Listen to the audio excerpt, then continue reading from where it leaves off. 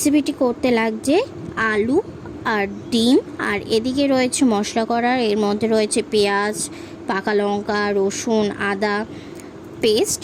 তো আলুগুলো আমরা সেদ্ধ করে নিয়েছিলাম। তো এখন দেখো এখানে আমি ভালো করে ছাড়িয়ে নিচ্ছি। তো আলুগুলো আমার ছাড়ানো হয়ে গেছে। আর হ্যাঁ, এতগুলো আলু আমাদের কিসের জন্য লাগবে আমি বলছি। তো আমাদের এখানে ঝোলে আলু দেবে, তো ওর জন্য কিছু আলু রয়েছে আর কিছু আলু যেটা আমরা তোমাদের সাথে শেয়ার করব যে আমরা কি রেসিপিটা তৈরি করছি তার জন্য আলুটা লাগবে। তো তোমরা যদি ঝোলে আলু দাও তো আলু এরকমভাবে সেদ্ধ করে দিতে পারো। তো আমাদের এখানে আলু আমরা ঝোলের জন্য নিয়ে নিয়েছি। আর বাকি আলুগুলোকে আমরা এখানে কি কি মশলা দিয়ে মাখছি সেটা দেখো।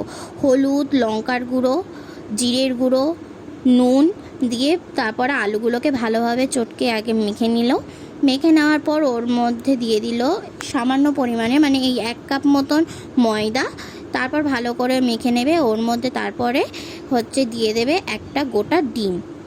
ওই ডিমটা দিয়েও ভালোভাবে চটকে মেখে নেবে। মেখে নেওয়ার পর ভালোভাবে যখন পুরো মিক্সিং হয়ে যাবে তারপর ওটা রেখে দেবে।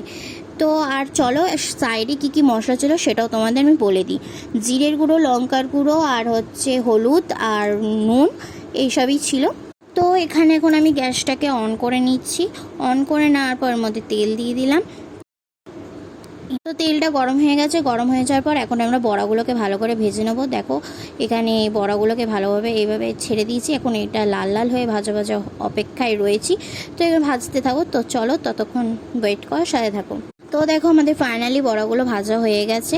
বড়াগুলো ভাজা হয়ে যাওয়ার পর তো এখন আমরা এখানে দিয়ে দেবো তেজপাতা আর এখানে শুকনো লঙ্কা আর জিরে ফোড়ন।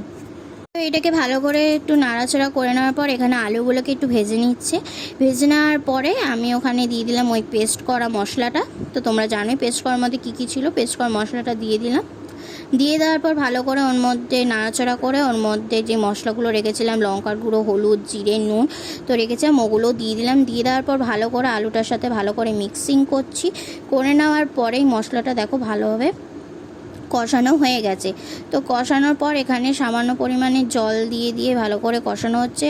আর তারপরে আরেকটু জল দিয়ে তোমাদের পরিমাণ মতন জল দেবে। তো তোমাদের যতটা লাগবে পরিমাণ মতন জল দিয়ে সেটাকে ফুটতে দেবে, মানে কিছুক্ষণ ফুটবে। ফোটার পরে মানে ধরো 30 মিনিটস মতন ফুটবে। ফোটার পরে বড়াগুলোকে ছেড়ে দেবে। ছেড়ে দেওয়ার পর ফাইনাল লুকটা তোমাদের সাথে শেয়ার করছি। তো চলো, তো তোমাদের এই রেসিপিটা কীরকম লাগছে তো বলো আমাকে অবশ্যই কমেন্টে।